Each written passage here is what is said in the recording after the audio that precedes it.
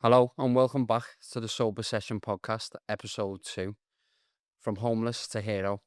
This episode is sponsored by Headspace Collective, a clothing brand that's so much more than just clothes. It's a movement sparking conversation between mental health and sobriety. And this is why we've teamed up with Headspace Collective. Head over to www.headspace-collective.com and use our WIC10 discount code for 10% off. That's our gift for you. Now, let's get into it. So, today's guest is Brian Phillips, aka Mr. Old All Street. You all right, lads? How are we, Yeah, Brian? good, Okay? good. Mr. Old Good, Orley. good. And obviously, we've got co-host Craig. How are you? You're Good, mate. I'm good, yeah. Bit of pressure, but it's no pressure from me. How many of these have you done, Brian? How Oh, many 5, you know. have you? Yeah. I've saw a couple on like YouTube and stuff like that. But yeah, But this is going to be the best one, isn't it? Best one. yeah, Yeah. I like that. Well, one and only. So, yeah, as I say, we'll just get straight into it. So, tell us a bit about yourself and obviously where you grew up, where you're from, and things like that. And yeah, just take us back a I little was bit. born in a place off Everton there called Sir Thomas White Gardens. We used to call it Tommy White's. Yeah, It was a brilliant place to live, everyone. Like these days now, everything's gone out the window, hasn't it? Yeah. They all stuck together in them days. They were all like, It's a community. everyone helped feeling, wasn't everyone. Yeah, Slow went yeah. short. You go knock on the door and you get a cup of tea or whatever. And we all had our little mates and gangs we hung around with, you know what I mean? And Tommy White was the hardest gang going out of all the places, like. it? Of course he was.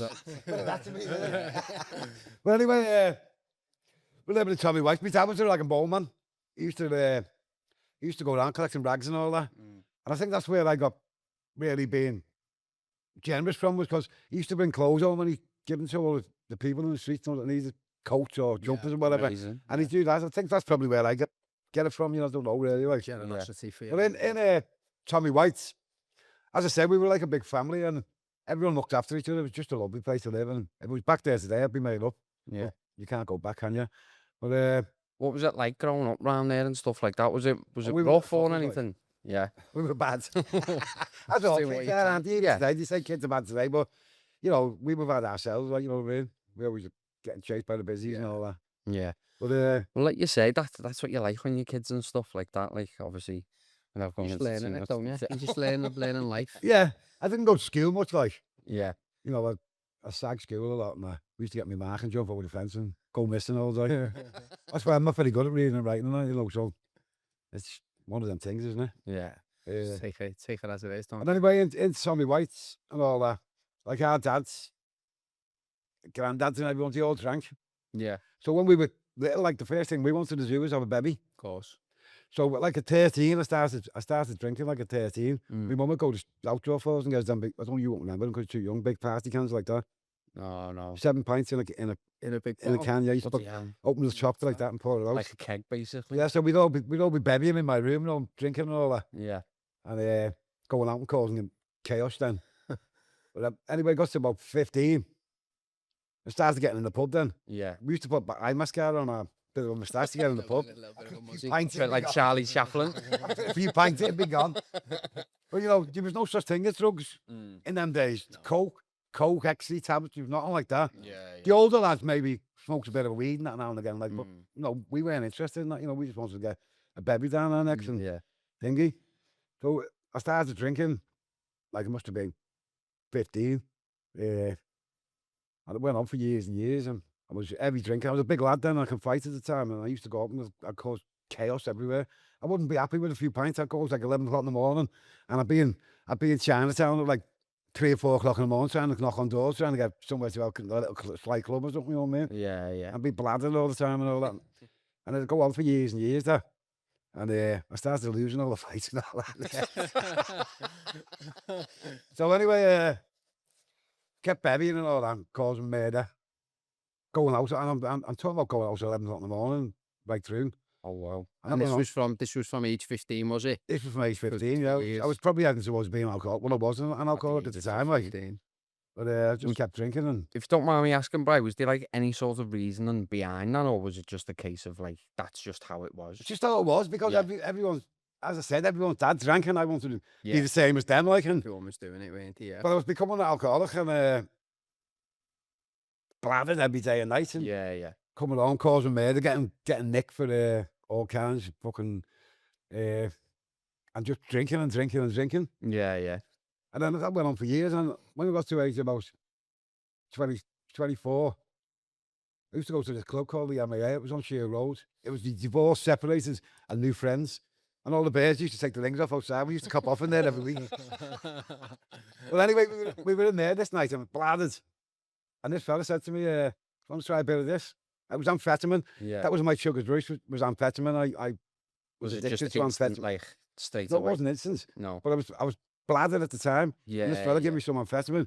And I sobered up like that. Yeah. Oh, I was on wow. the dance floor like that. Way! Yeah. Dancing with all shirt up and everything on the dance floor Yeah. like a little bit.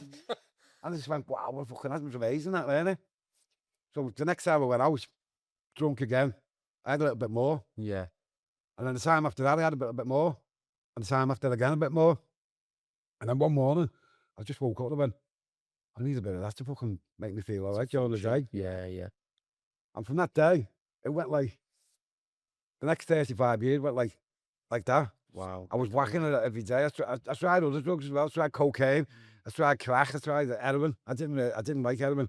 I only tried heroin because I wanted to go to sleep after being awake with this fever for like 6 days. Yeah, yeah. My head was just bladdered. I was maybe lunatic. Yeah. I'd stopped drinking by then because the drugs had took over. Yeah. I was just And going to ask that then. Was the alcohol then just subsidised? I'd be for the speeding up drugs? the cake. I'd be meaning to go out.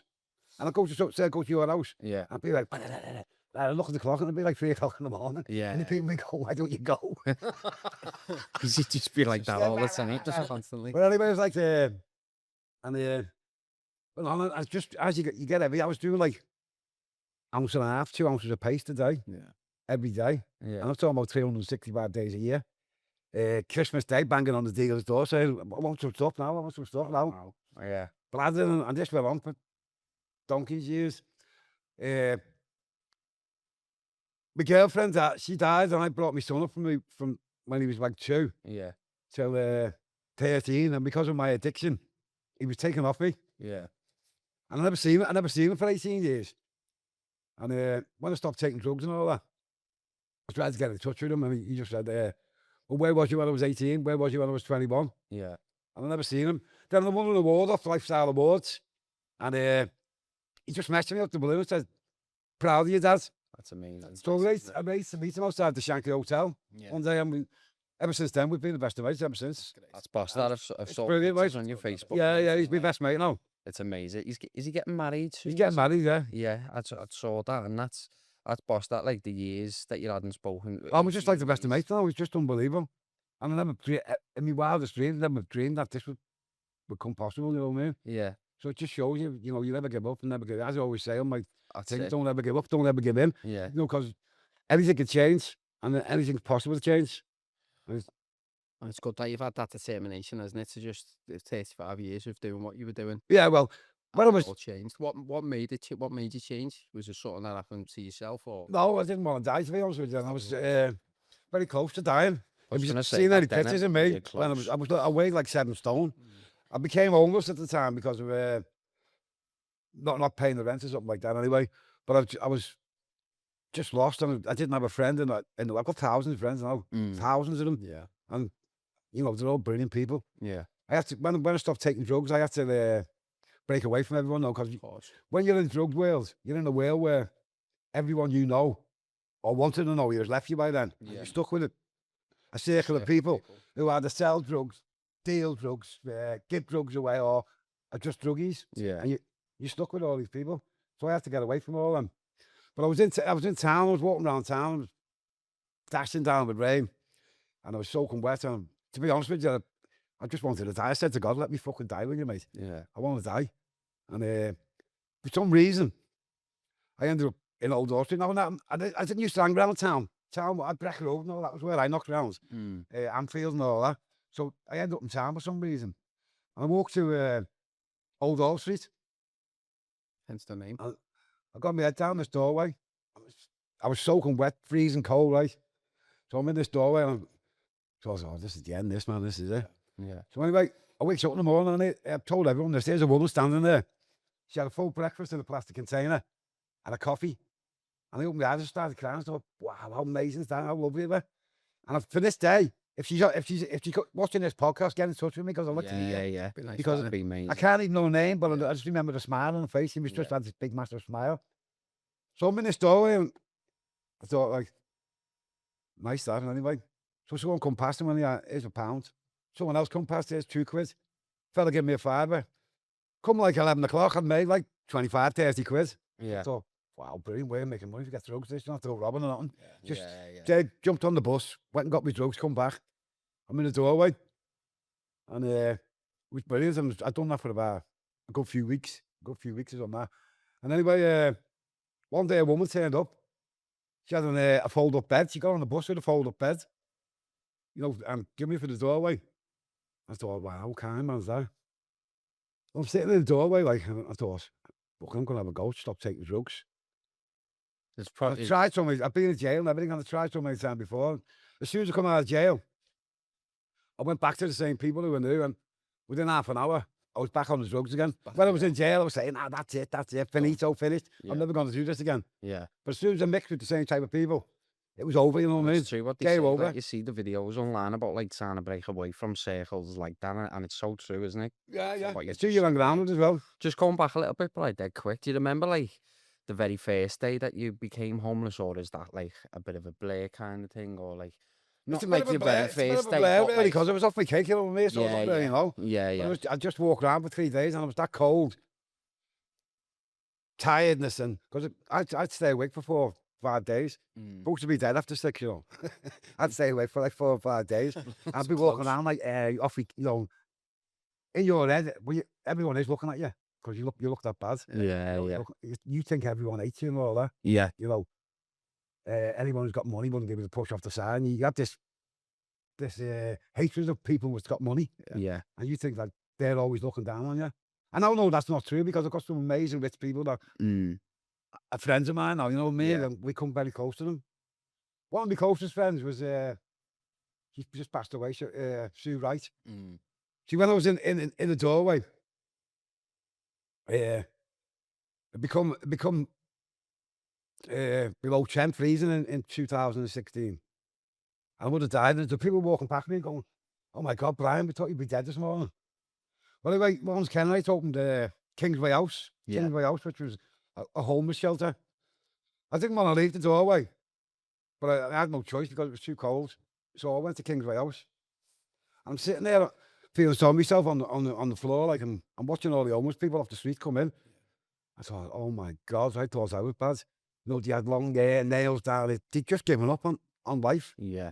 And, you know, they were all radiated because they were that cold and all that. It was unbelievable. Yeah. I thought, I'm be living like a king towards in this doorway. You know what I mean? My doorway had everything in it was set up like a little house. Yeah. So just what you saying there before about that woman who came up to you and gave you the coffee, was that like a kind of like turning point, or were you still taking drugs? And I was taking drugs at the time.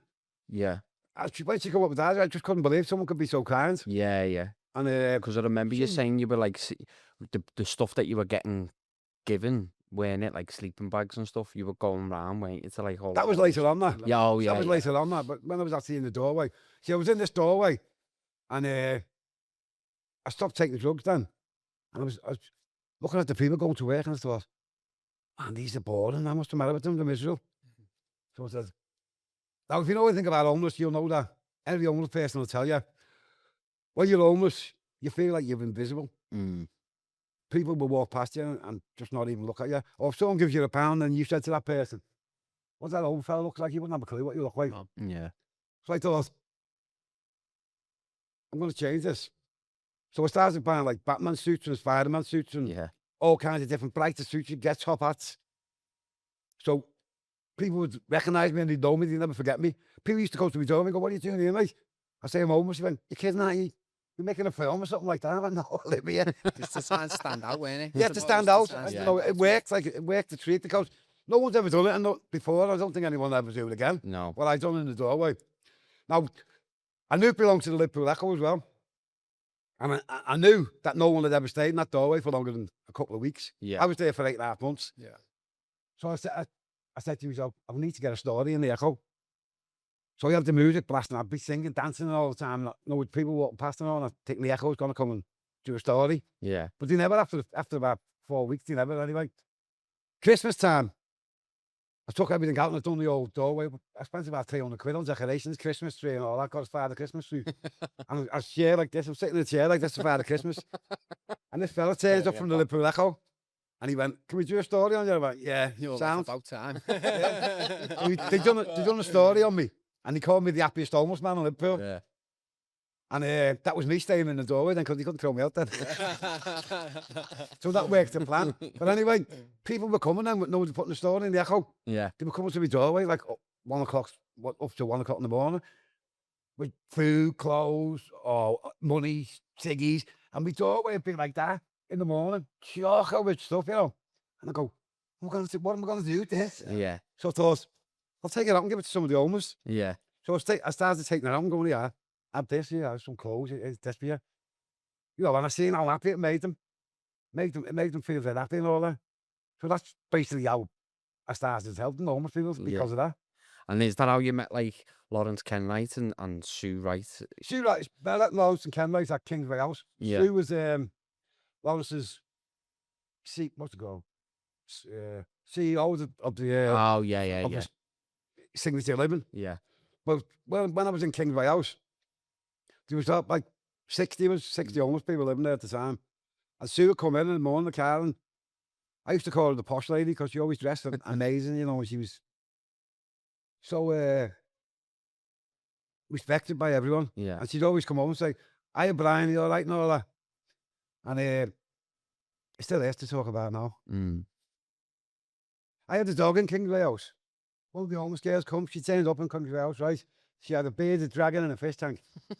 And a big dog about that with the name Jasmine. Anyway, the drug dealers took the bearded dragon off for drug money. And the dog, she couldn't really look after the dog because she was moving somewhere else. So she said to me, will you mind the dog? Yeah. I said, yes, sounds. So I kept it. And I kept the dog then. Jasmine was about that big. And it used to bounce down. It only wanted to kiss people, but you'd be terrified of it, you know what I mean? What type of dog was it? I don't know, CrossFit something, but it was massive. And anyway, I loved the dog then. I kept the dog, but she went out and she drank water with rat piss in it and she got Wheeler's disease and died. Anyway, Sue Wright, seeing how upset I was. So she sent me a picture of my other dog, Susie. Yeah. Susie was an old dog. She'd been ill-treated and battered and all that. And when we went, Sue took me to Manchester Dog Zone. And when we went to see Susie in the cage, she was like, rah, rah, rah, rah, rah. And Sue said, oh, you sure you want her? She looks like, I said, Sue went, take your jumper off and leave your jumper in the cage with him. Yeah. And we went back and visited her about 5 times. Anyway, I brought her home and we became the best of friends. Once she trusted me. But she'd bite people and she actually put us Armani suit one day. She wouldn't like any other like dogs or people, would she? Or was she all right with dogs, Susie? No, she hated dogs. Did she? All the dogs I've had, even the one I've got now, she doesn't like dogs. Oh, and then when she died, Sue sent me a picture of Poppy. Poppy, my last dog, who just passed away. Poppy, the rescue dog, I called her.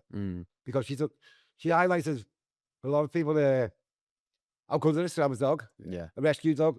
Black dogs are very hard to rescue, you know. But anyway, Poppy passed away just at the same week as Sue died.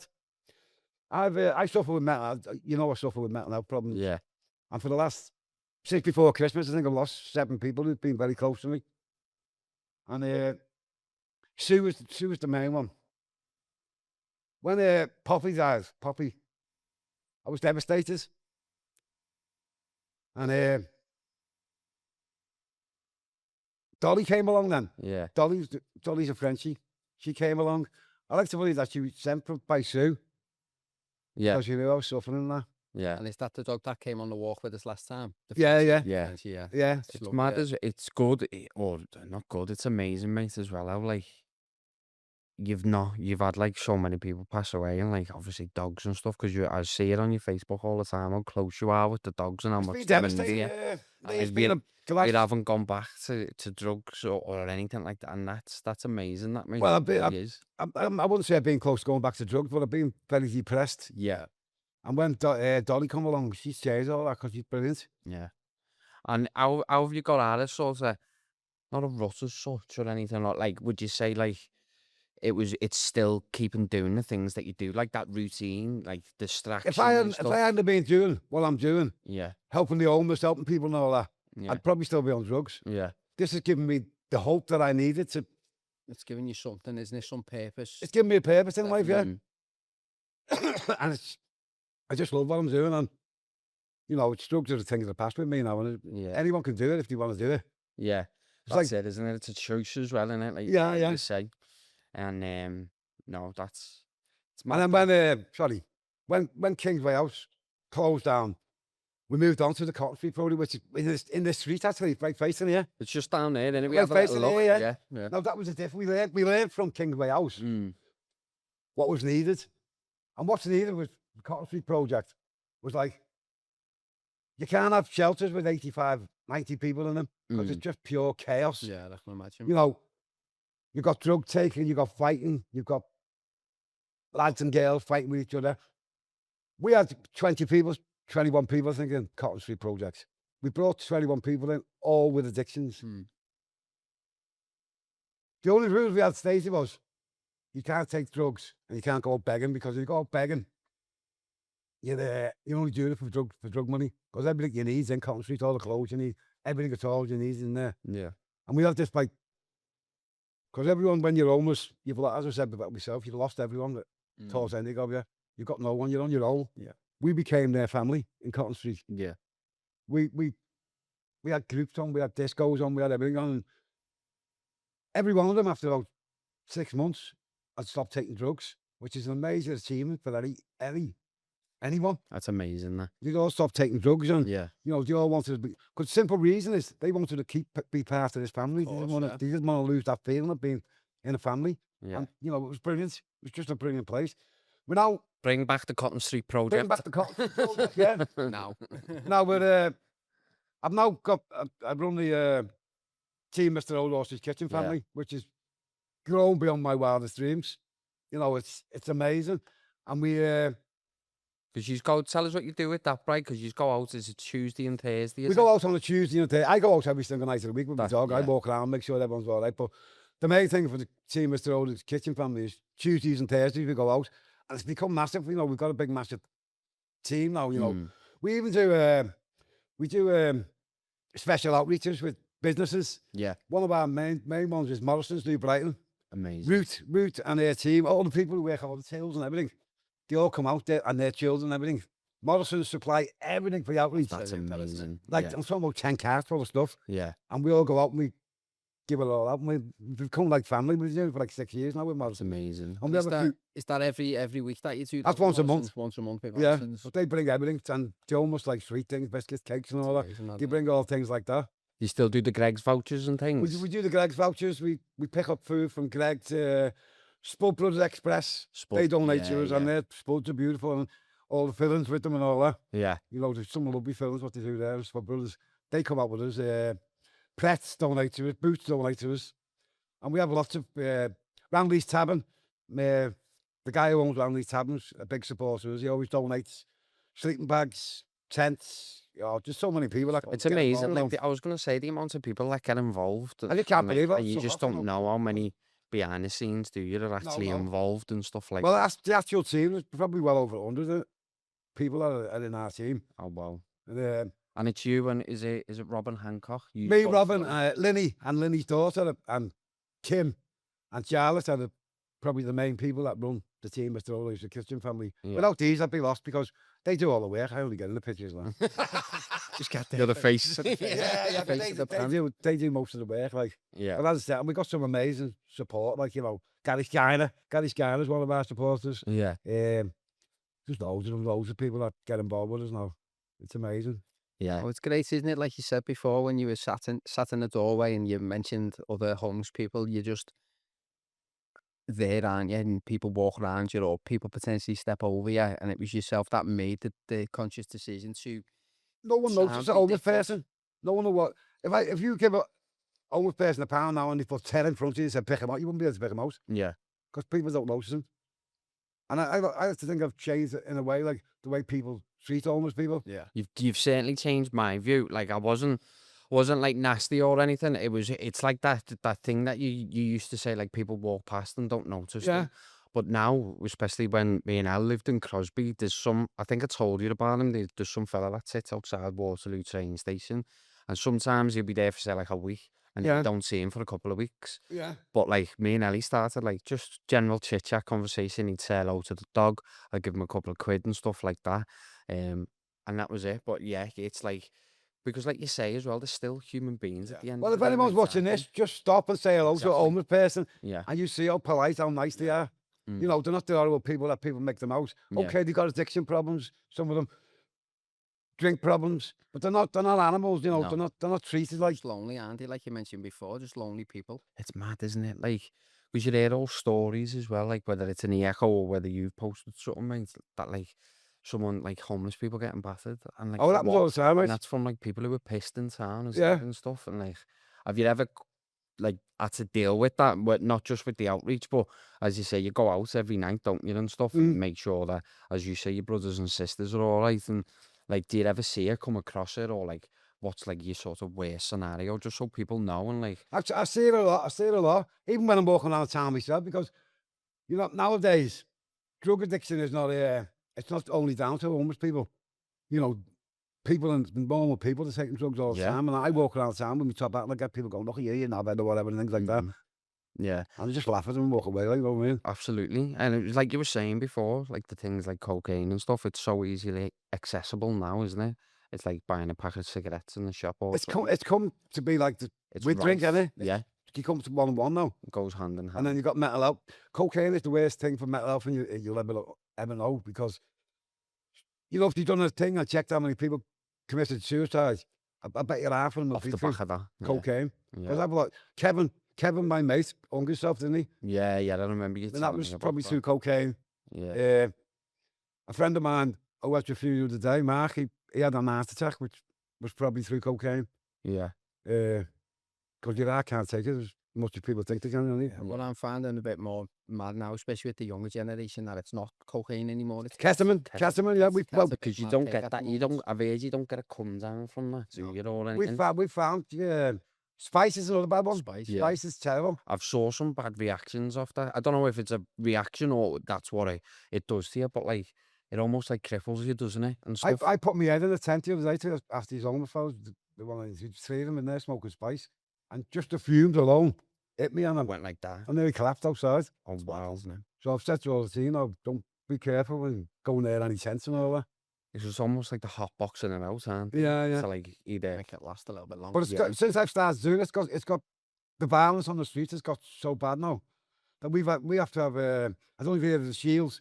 shields. Shields, they protect vulnerable people on the streets and all that. I think I've But heard of they them. come out with it every week now, and they're like our protection as we walk around. That's good. That's They're brilliant. Because you think like, obviously I'm not slating like the police or anything, because they do a great job in that around the city. But like, have you reported anything like that to the police, and what have they done off the back of that? We have reported a few things to the police, Yeah. like, but by the time we get there, they're gone. Just Yeah, stacks up. yeah. It takes that long It's for them to get hard, there, isn't doesn't it? Yeah, I suppose. And then having mental health problems now, I've met up with Alan, and we've a bit like what you do. We started a walk and talk group, Yeah. but it's been going for just over a year now. But it all started by me and Alan were feeling a bit down one day, and two other lads and we went for a walk to the Albert Dock, Yeah. and we had a great laugh. And then when we got back, we said that'd be nice to start that for people with mental health problems. Yeah. So me and Alan run the Dock Walk and Talk mental health group now. It's amazing. Shout out to Alan Burke and Alan Blind. Yeah, sorry, I'm doing a couple of shout outs today. No, that's but it's amazing as well what just a walk and talk can do. Oh, You it's just- amazing, isn't it? You just do a leisurely stroll like we did along New Brighton a couple of weeks Yeah, it back. was You brilliant, joined wasn't us it? with Alan and the dog and stuff, and like just taking your time talking about. You told me a bit about your story. Alan told me a bit about his, and like I told you a bit about mine and things like that, and just getting to know different people and stuff. It's so nice and refreshing. And you always feel better when you get back, don't you? Yeah, my legs were killing though, but like, I think it was something like 15,000 steps that day. yeah, It was like, weren't it? It was great. it was good lovely. though. The sun came out and everything, and it Mm. was boss. I think when you're hard, like fighting your own demons, your own battles, you feel like you're the only one that's going through it. And Yeah. You realise that there is other people out there suffering. Mental health, though, is one of the biggest problems for addiction as well. Yeah. See, a lot of people take drugs to hide something with mental health problems and that. Mm. Maybe I work with people who've been sexually assaulted and things like that. Yeah. People who've been battered by their mums and dads or whatever and things like that. And they Yeah. take drugs to hide that thing, like. But there's also the other one, like, some people go into drugs and by mistake, really, don't they? They just have a line here, there, and whatever, and before you know it, they're addicted. Yeah. Next thing they end up on heroin and whatever else, don't they? Yeah. You know, and it's hard, then it becomes a problem, doesn't it? Yeah. Major problem. So how many years now then are you sober? Like, and 10 years this year. what's that been like, apart from, like, obviously... Oh, sorry, keep putting in on it. No, don't worry. People say to me, why don't you go on holiday, Brian? I say, you kidding, now? My life's been one big holidays and stuff taking drugs. You know, I've been offered holidays and all that, and I've thought, nah, I'm not going there. I don't even want to leave Liverpool town centre. Yeah. It's my home, my city, my people. Would you ever think about going on holiday, even if it was just to not a Wales, chance, mate? not a chance, No? mate. No, Better zone. I have the time of my life around living in town. Yeah. Like, you seem like you're loving life at the moment. I love which it, is mate. amazing. I love it. Battling what you did for as long as you did. 35 now. years, yeah. Helping other people in your journey, because you're still having a journey. Well, people yourself, say aren't to me that I was sent to Old Orchard by God to give me a second chance. All the years of torture was to build you up for what you do now. Yeah. Whether that's true, no, I don't know, like, but Yeah, It's like, I believe in on this, right? elements of Get on stuff like this. that, yeah. I was in my doorway, right? And this alpha turned up one day with a picture of the Sacred Heart of Jesus. Yeah. So I stuck it on my wall, facing on the bed of bed. Not because I'm a big believer in God, but a lot of other people are, and they give you a few quid when they go past when they see it. So anyway, I'm sitting on my bed this day. I was like, 9 o'clock. I went, listen, God, you get me a hot meal before 10 o'clock, and I'll believe in you. So I'm sitting there, and nothing, like, got about a few quid given to me. So anyway, like 10 to 10, I went to Tesco before the shut and got a meat pie. No, when I come back, there was a fucking roast dinner on the bed, Sure. under the I swear to God, no one there. I mean, look, on the at the time tinfoil. it went 10:05. It was 5 past Too 10. late. Too late. I'm still not a believer. I'm still not a believer. No, they did say that to me. They nearly had me. Oh. Maybe next time. But I met some, in that doorway, I met some brilliant people, you know. Yeah. All three brilliant. I know what helped me change my life, really, because they were that kind and all that. Brilliant. Unbelievable people. And, you know, as I say, I always had this thing about posh. A lot of old people say that posh people hate them because they think they hate them. But it's Yeah. not true, really. Yeah. Because posh people can be as kind as anyone else, you know. Exactly. It's just that they need to feel loved the same as anyone else. Yeah, it's like you said earlier on, like with Sue and stuff like that. Sue you was called a her mate. posh Sue was lady. my best friend in the world, yeah. mate, and I'm doing it. I watched Sue from Kingsway House, Yeah. and what she did, she adopted she got 5 children she adopted, Wow. and then brought them home, fostered them, brought them home as her own, and I'm still friends with her. Sue's daughter made me uncle to her baby, Wow. which was probably the happiest day of her life.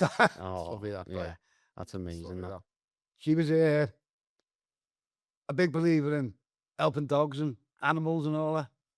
She was a dog lover, like Yeah. myself. What would you say then dogs have done for you, mate? Like in terms of Happy has loss. it helped with like your recovery or keeping you there? Because again, you've got that other purpose there. I haven't would you? advise anyone who's going into recovery to get a dog because it gives you something you've got to do to start to take out. Yeah, And I talk to my dog and everything, you know what I mean? yeah. And she answers me now.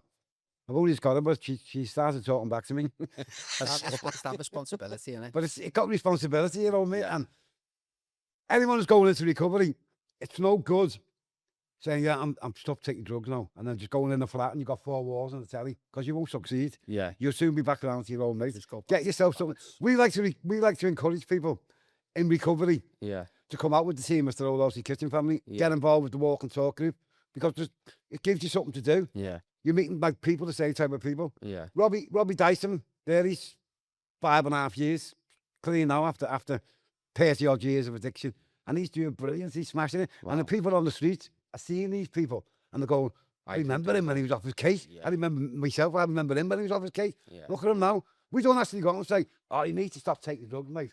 Because they hear that every You just single show day. them That's the what worst you thing can you can do. say to Plant the someone seed, with plant the addiction, seeds in their innit? head and just say, look at him, man. Walking around the top hat and this fucking mad suit and everything. Yeah. Look, he's having the time of his life. You know, it works. And we have people come up to us and say, I want to get involved with you. And It's brilliant. Because you back people into a corner then, don't you, and stuff like that, and it's like, once you It's start not worse going, than you they, should be they doing saying this. to you, stop taking drugs, lad. Yeah. Because you hear that Let every go, single what the day of your fuck? life. Your Yeah. family says that you kicked it. You're not going to do it for anyone else but you. Yeah. You're the only person that's going to stop anything. Yeah. People, the kids crying their eyes out, and they're still not going to stop. Yeah. You know, until that person goes, well, I'm ready to stop. You Yeah. won't stop. That's it. And it's going to rehab and all this and that. It's got to be you. Yeah. And you're the only one who can do it. Yeah. It's that willingness to want to be different and change, innit? Yeah. That's going to stop anyway. And it does come to you sometime in your life. You know, you might go, but like rehabs and that now, you've got to wait like 3 months or something to get in them. It's ridiculous. I might go today, I feel like, oh, I want to stop. I want to go to rehab. Can't go get for in. 3 months. By that time, you're going to be off your mind again, aren't you? Yeah, yeah. And you forgot about it by 'Cause then. you just think, what's the point, don't Change you? your mind by then, won't you? That's why the Cotton Street Project works so well, because we never told them, you've got to stop taking drugs. We just let them figure that out for themselves. Mm. And they did. Now, the team, Mr. Older's Kitchen Family, hopefully in the next few months, will become a charity. And we're working on ways of bringing the Cotton Street Project back. Amazing. We've got people that's interested in helping us in that way. That's boss. And it'll be back. I'll be probably living there. I'll probably live there myself, because when I was here, I was there from 9 o'clock in the morning till 10 o'clock at night most nights. It'd be amazing. Would you bring it more central, Bri, or would you keep it, not like, you would obviously not go back there or anything, but When we just first keep it on opened the Cotton Street outskirts? Project, and a lot of them said, I've got a place on the Dock Road, I thought, oh my God, no, they're not going to go there, they're not going to build it. You know, they want to be in Too town or far. whatever. Yeah, yeah. But it worked out perfect, because the ones who made the journey down here Gets were the them ones away. who wanted the help. It gets them away from And the yeah, I was hustle just bustle thinking life. that. They're the ones that wanted the help, so they walked here. Mm. And once they, you know what, I'd be in there 9 o'clock at night, they'd all be in bed, you know. Yeah, Unbelievable. that's boss. Unbelievable. We had Vicky Flogerty's another amazing girl. She done all the artwork for me. You know, all around the walls, Yeah, boats yeah. and all that. She painted all the sheds and all that. She's a lovely girl. And if we get a new place, she'll be doing that again. Jay Wheeler, he come in and told his story. Jay's story is amazing. He was in the army and all that, and his friend got killed and all that, and he suffered with mental health problems because of it. Jay's story is amazing. He come in and told it. Loads of people come in and told the story and all that. We had discos and groups and everything on. I was going to say, I want to go That's- there, that's but the obviously I final- want to yeah. go and visit, and like That's that'd the be final boss, piece that. of my jigsaw, and I was getting the Cotton Street Road back. Yeah, So what do you reckon that's your plan the next year, 5 years? What like Wait, it Less is- than 5 years, because I'm Less not than 5 years left, myself. what a target in? Are you looking at investors then? Is your team sorting out all that then, are they? And like, People will invest. People Yeah. will invest in people's lives, won't they? Because Yeah, they want to see them succeed. because So hopefully they will invest. the way the world is now at the minute and stuff, like there's nothing more important, I believe, especially doing what we're doing, than community and creating community. No, and it's brilliant, isn't it? connecting. And like you say, I feel like it's going full circle at the minute, because people are sick to death of like all the hate, all this and that. I know the left. I don't even know what's the left and the fucking right there. Neither do I. I haven't got a clue. Just to the left, to the right. And I was Not even bothered about it. There's too much You know, bad going We on. have isn't it? people come to us, and we don't judge anyone. You know, Yeah. doesn't matter what colour you are, you're gay, straight, whatever, bisexual. Yeah. Come to us, and you get fed. Things yourself. Don't ask questions. Yeah. You know, and that's the way it should be. You're there to help. You got to be there to help anyone and everyone. Anyone that and needs mate- you, yeah. Yeah. And when we do get the Cotton Street Project back, which I think we will do, it'll make a big, amazing change for the people on the streets. 'Cause Would you have the same things there, or would you like go for something a little bit different? Because it worked, didn't it, with all like the exactly little same. huts? Exactly the Yeah. same, because it was like set out like the Big Brother Yeah. show. You know, it's something like where we are now. We'd all be sitting like this, talking, all the owners and everyone else all talking around. You know, there was no offices where you had to go, can I have a pair of socks, please? You could You know, just just go go, in Brian, and get a pair of socks, and I just go on, do one, get your own. You know where they are. We know where they are. Go and get And it them. was just a laugh and all that, you know what I mean? We made a 6-foot Mr. Cotton Street, and then we decided to make it a Mrs. Cotton Street and a baby Cotton Street. And we took them out in the cars around town for a day out. The music blasting. It was brilliant. Go. Every bastard. And you know, all these other places, homeless places and all that, they haven't got the facilities to help the people. Like, what, 85 people in homeless shelters, you've got no chance. Yeah, It's got to be, you know, you've got 40 and that's going to be off the cake, haven't you? yeah. But if you've only got 20 and you've got the right staff, you can work with these people and show them that there is another way. Mm. And the ones who don't want to do it, they'll leave before. It only takes a few days And then you can they'll just leave. get someone else coming. Someone else comes along and then you've got your full Yeah. set of people and then move them on. You can even bring them back once they got clean, you got to bring them back to work with the people in the It's shelter a full cycle then, mate, and isn't keep it? it Yeah. going all the time. You know what I Yeah, mean? yeah. And it just be me, and then spread out a few more little homeless shelters here and there. Yeah. Same sort of thing, Cotton Street Project. Yeah. 20 in this one, 20 in that one, 20 in that one. One of the main problems with drug addiction and all that is I don't really think that the people in charge really want people to get off drugs and all that because there's too much money involved in it. Mm. You know, almost Yeah, like a it's just control I was thing as thinking well. that. Yeah. Yeah, I was you know, thinking that. imagine if everyone got clean, the likes of the YMCA and all that, would be finished, Wouldn't wouldn't it? need any Yeah. funding You know, or anything like that. And there's 85 people in there, and it's £417 a week to stay in that room. Mm. You know, and it's It's a lot of money for for the likes of But if they- YMCA, innit? all right. Let's say Liverpool, there might be 3,000 people addicted to drugs. 3,000 people's not a lot of people. Mm. If you got them all clean, all these places would be finished. There'd be no money for anyone, would you? Yeah, yeah. And you know, homelessness and homeless people now, they're very jealous of each other. If you get one like me clean, someone else will go to do the same thing. Yeah. And then this fella will go, look at him, man. He's clean now. I want a bit of that. Yeah. He'll do it. And before long, these 3,000 people are addicted to drugs. There'll be no one left. Yeah. They'll all be clean. Yeah. Because no one wants to be on drugs, you know. It's fucking torture. Yeah. It's the devil. Yeah. Gets inside you and you can't get him out. Yeah. And you know what? If they start getting clean, it'll be unbelievable. Yeah. Oh, that's mad. Amazing, isn't it? It's mad that I've never really looked at it like that, but the way you put it there, mate, is like it makes sense and things. And just going back to what you were saying earlier on about, it was almost like, because through like my journey, what I've been on, I've found that like distraction helps. So like what you're saying about people who used to come to Cotton Street or they joined Mr. Oldhall's Yeah. team, that distraction helps keep you away from Of course it drinking does, and yeah. drunk, doesn't it? Otherwise, you'll be sitting in the house when you're looking at four walls on the Yeah, telly. yeah.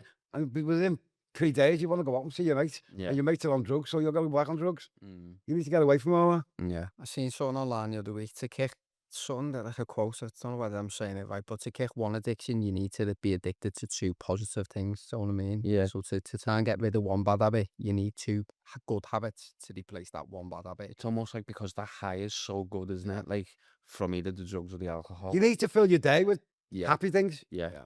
You know, because being on drugs is the most depressing thing in the world. Mm. You know, and you just sit there. That's why all the old people sit there and, you know, just look like the crime when you walk past them, don't they? Sadness and all that. You need to get away from that stigma of being sad and Yeah. get in there. So what's like, as over the years, would you say like the homelessness has gone worse than in the city centre? Would you say? Well, when I first started helping the homeless, the only people were on the streets were people with addiction problems, drink problems, and mental health problems. Yeah. And now there's families with children and everything. Every hotel in Liverpool is full of families with children and everything, where landlords have been selling their houses. This new law's come out now. I don't understand it really, but you have to change all the things for private landlords and that. So they've been selling it Section 21, people getting out their houses and all that before this law comes in a couple of weeks. Shit, then, innit? I'm not seeing that. And if you go, you know, Stanley Street, Yeah. the Stanley Hotel, there's 2 hotels, one either side of each other, 6 floors, full to the top with homeless people. The one down by the James Street, 6, 7 floors in there, full of them. Every hotel in Liverpool's got at least 1 or 2 homeless people in them.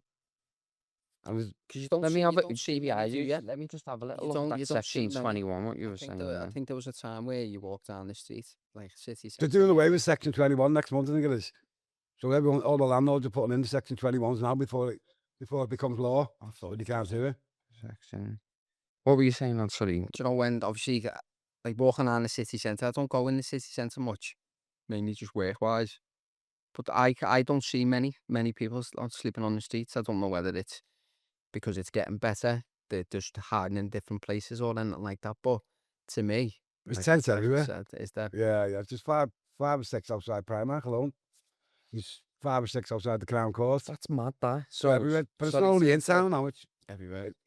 Kirkdale, Kirby, everywhere. Yeah. People sleeping rough. It's just reading it off Google about that section 21 because I was intrigued to what it was. It says the section 21 is a no-fault eviction notice used by landlords in England to regain possession of property from assured short-hold tenants (ASTs) without providing a reason. but they've got to require 2 months' notice.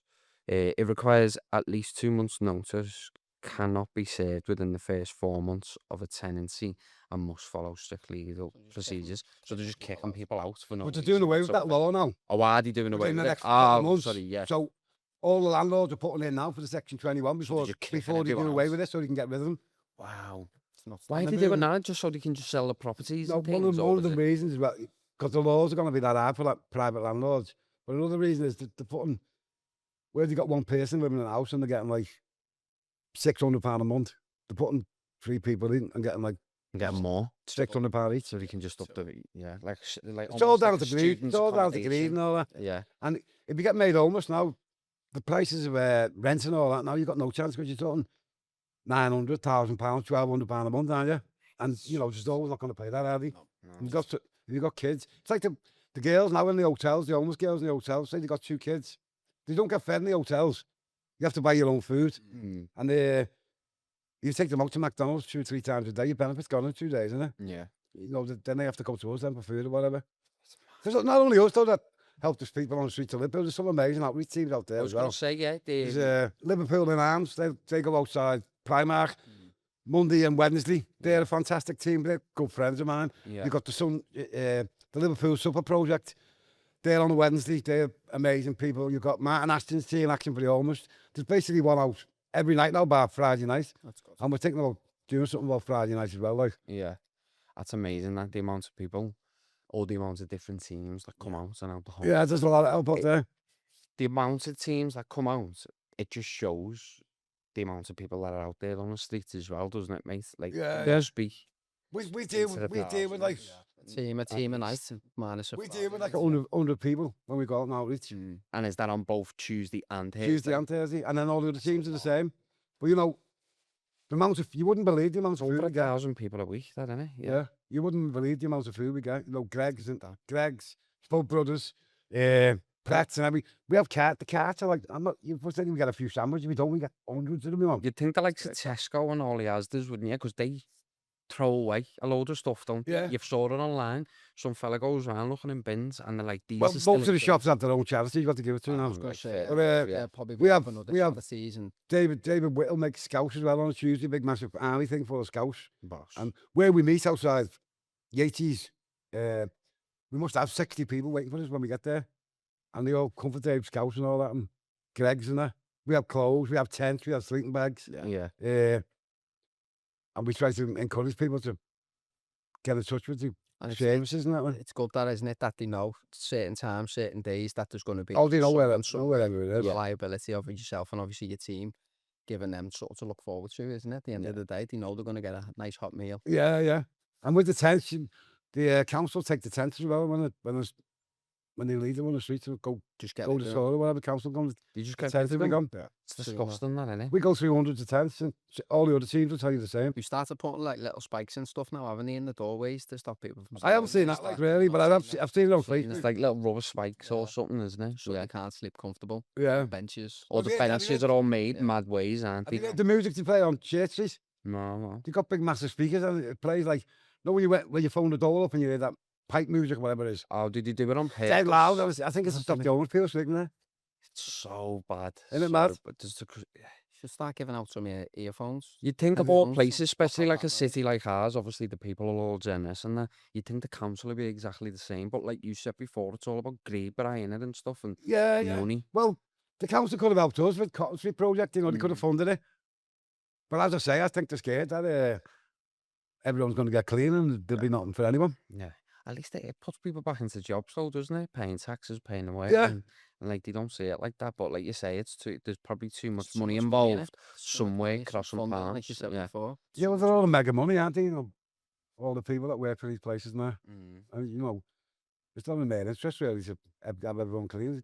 They could do it. Yeah. As I say, you're probably talking about 3,000 people that's addicted. Yeah. And once the All-Stars are doing it, they just follow suit. That's it. It's mad, innit? But they didn't like us. They didn't like what we were doing because it was working. Yeah. It was. Yeah. Now, after them people, not that, about a quarter of the people who were in Cotton Street have died since we closed Cotton Street. Was Passed that away. was that due to like going back or Some going back to drugs, Yeah. heart attack because of addiction, things like that. they'd all probably still be alive now. It was still going. It's just, this is what I mean. Like, the people above, they just don't give a shit. They don't. At all. They don't care. And it was, you know, Mark, my mate in the wheelchair, Mark got one leg, and he was clean for like 3 months. He looked brilliant. Yeah. And I see him now every day, like, and he, you know, you can see he's going to kill us. He'll be dead in the end. He's already lost one leg through drug addiction, but he was clean for 3 months. Unbelievable. Been on it for 20 odd years. He was doing the right things and the right steps and Doing the right thing, yeah, and feeling part of the family. And it worked. Yeah. Another fella come in, he'd been on the drugs for 30 odd years. And he's bad into the heroin and crack and all that. And he's done a bare rattle in there on his own, which basically impossible for anyone to do, really. But he's done it. What's Really? that like? Bear rattle? Is that like cold turkey. cold turkey? No methadone or nothing like that. Just doing it. Just doing it. Wow. Just done it on his own. Wow. Stayed in his shed for 3 days. So it doesn't only take 3 days to get heroin out of your system. Like, he stayed in there and he was brilliant.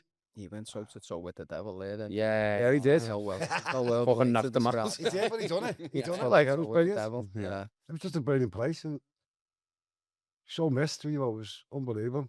Wow. So I think that's got the next 12 months insight for you then. Yeah, we'll Getting be that all up and running. rebuilding it. We'll keep an eye on that, mate. Definitely, and we'll share anything that, mate. As I say, we're 12 becoming a months. charity now, and we'll be known as a charity. But that'll be my legacy for when the day comes when I have to die, Mm. and it'll be left. Statue, No statue. time soon for you, Brian. No Oh, but time it'll be soon. left. It'll be left for the people, won't it? That'd be nice, that. Have a Yeah. statue of you outside. 100%. Yeah, Gold. council throw fucking eggs at it. They'll try and take that down, the bastards would do. Well, what we'll do then, Brian, we'll wrap it up here. Sound. And I've really enjoyed that today. do that. Thank you. Honestly, no worries. Thank Honestly, you. at all, Brian. Thank you for Nice coming talking on. to you. But yeah, thanks for watching, and we'll see you again soon. Take care. Take care.